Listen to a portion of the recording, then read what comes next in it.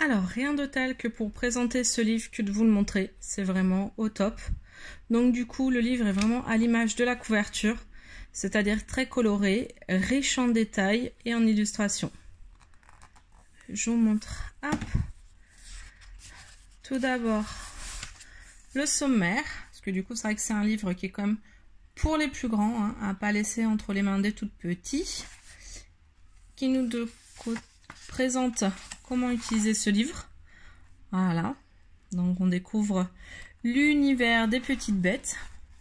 Et sur chaque double page, on va du coup avoir les insectes, leur nom, le nombre que tu vas avoir d'insectes, et ainsi une petite description.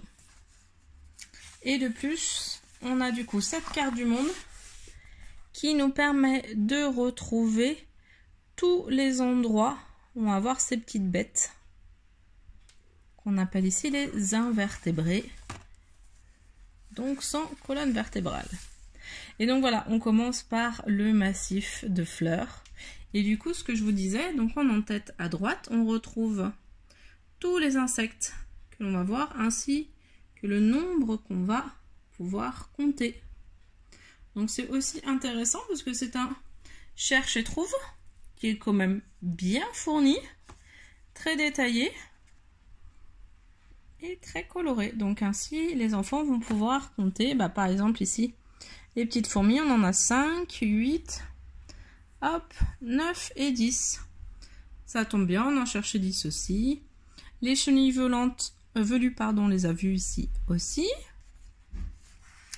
Donc voilà, donc on passe vraiment à des paysages totalement différents. Là, on passe du massif au désert rocheux. Hein. Ça nous permet de voyager. On découvre pas mal de choses. Donc, une faune complètement différente, mais aussi une flore, hein, parce qu'on voit des cactus. C'est beaucoup plus sec, beaucoup moins luxuriant que sur l'autre page.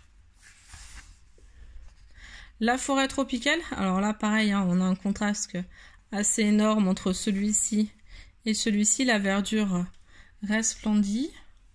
Toujours hein, beaucoup de détails, d'illustrations raffinées, détaillées.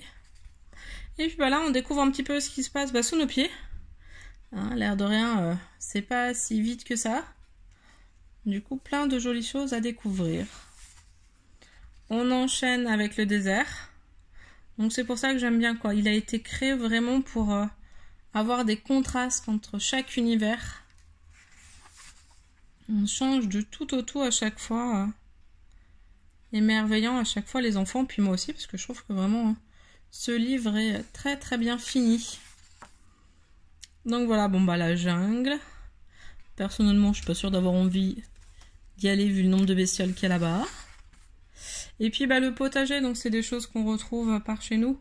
Donc là vraiment intéressant de finir par celui-ci où les enfants vont reconnaître et identifier beaucoup d'insectes qu'ils reconnaissent et qu'ils retrouvent à la campagne. On continue pareil avec les sous-bois, donc là en forêt. Plutôt peut-être à l'automne, on aura plus autant d'insectes, mais c'est toujours des choses que voilà, on peut retrouver par chez nous.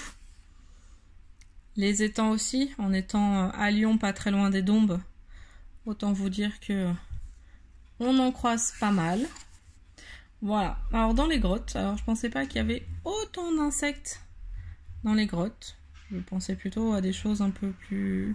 Voilà, les chauves-souris et puis peu d'autres animaux, mais non, il y a aussi un écosystème d'insectes. Et on finit par du coup la prairie.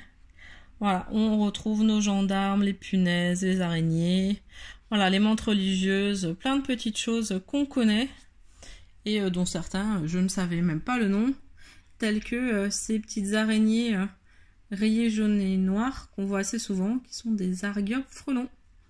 Voilà, vous aurez sûrement appris quelque chose. En tout cas, moi j'ai appris quelque chose là-dessus. Tac. Et puis tous ces charmants insectes aussi qu'on ne retrouve que la nuit, qui viennent nous embêter un petit peu quand on est dehors à l'apéro. On finit du coup par la serre aux papillons, avec vraiment les papillons sont magnifiques. Hein.